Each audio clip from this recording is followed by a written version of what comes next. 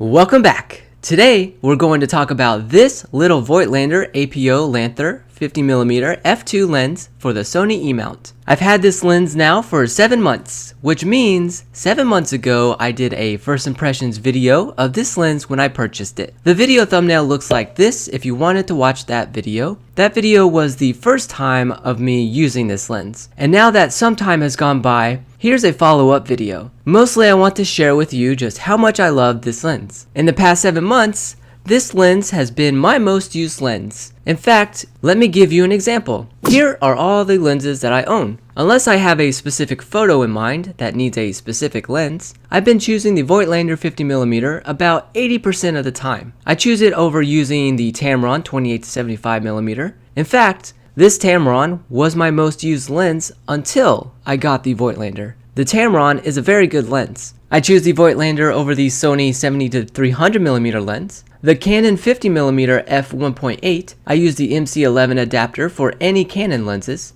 I really dislike this lens. This specific Canon lens had a very big impact on why I purchased the Voigtlander 50mm. I watched so many YouTube videos on this Canon lens. Mostly people had great reviews on it. It was a great cheap lens, they said.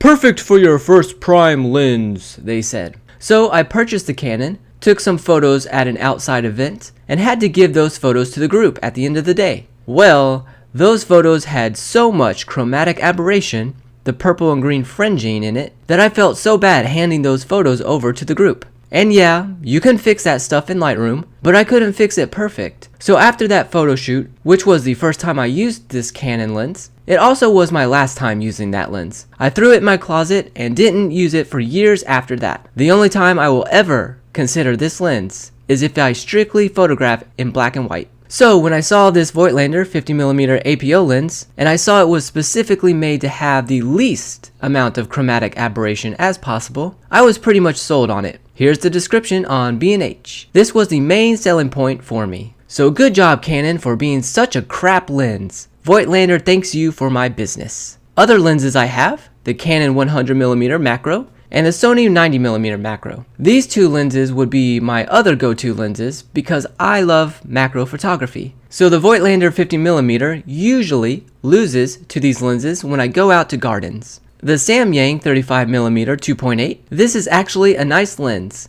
If you want a cheap lens, this is pretty good. I would recommend this lens over the Canon 50mm 1.8 lens. The only reason I don't use the Samyang lens that much is I realized that I like a longer focal length more, and 35mm is just a tad too wide for me. Whenever I use the 35mm, I found myself cropping in a lot, so I've decided the shortest focal length I like for a prime lens is the 50mm, nothing shorter. And there's this TT Artisan 11mm fisheye lens, which, let's be honest, how many scenarios do you need a fisheye for? So I never grabbed this lens. I bought it because it was cheap. I also took a look at Lightroom and did a metadata search on all the lenses. Here you can see on the left that not all years are represented, so it's not a completely accurate set of numbers. But over to the right, we see the Tamron 28-75mm, which was my usual go-to lens, has over 5,000 photos. The two macro lenses have a lot. The 70-300 has a lot, mostly because I use that for wildlife, and I do a lot of photo bursts of birds flying. And looking at the Voigtlander, it's up to the biggest number of over 7,000 photos. So in 7 months, I've taken more photos with this lens than years of other lenses. That's incredible statistics for me to see from myself. Okay, so why do I choose this lens over something like the Tamron 28-75mm? Because to be honest, I can get the same type of photos using the Tamron if I wanted to use that instead. The Tamron does a really good job with controlling chromatic aberration, so it's not because of that feature, and the answer is for 2 reasons. First reason, the size. I love how small this Voigtlander lens is. Other than the Samyang 35mm lens, which is the smallest lens I have, the Voigtlander is my second smallest lens. It is so much fun using a small tiny lens than using a longer lens. The size really does have an impact on how I photograph. The bigger the lens, the more uncomfortable I feel in public with it, and I become more shy to use it. So this small lens means I'm more confident to actually use it. Second reason, the manual focus. This is probably the deal breaker for most people. It's a super expensive lens, and you don't get autofocus.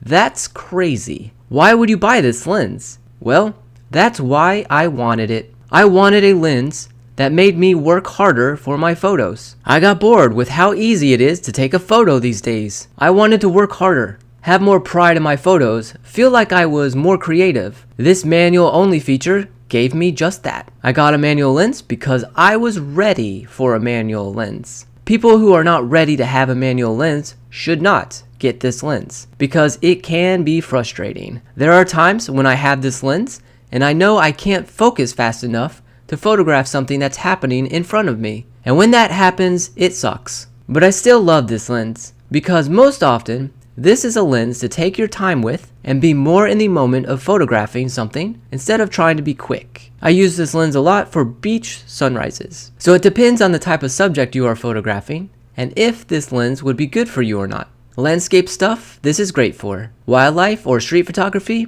this is a hard lens. But that's not to say it's impossible. I still try to take photos of people with this lens. The strategy that I have is to focus where the people are going to walk from side to side, instead of forward and backward. If they walk forward and backward, then forget it. Focus on that is too hard. If they walk from the side, then I focus on where I think they would be. Wait for them to enter the photograph and take it that way. Here's an example of a photo I really like. I saw so many people about to walk in front of me that I did that very thing. And I got this awesome photo where it looks like layers of people. In fact, I had this recorded, so here's what it actually looked like in real life.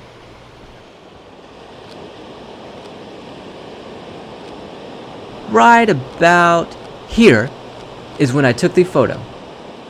So it's a lens you have to work with to get the photos you want. A tip on how I get accurate focus, I have a button set up to zoom in and I can focus that way. So here's an example.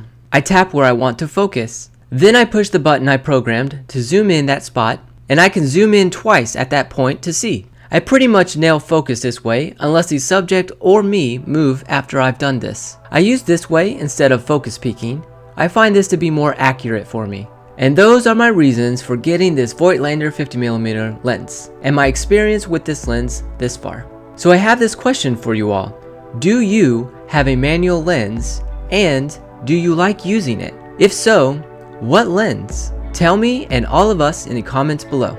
And now, I'll leave you with some of my favorite photos I've taken with this lens. Enjoy!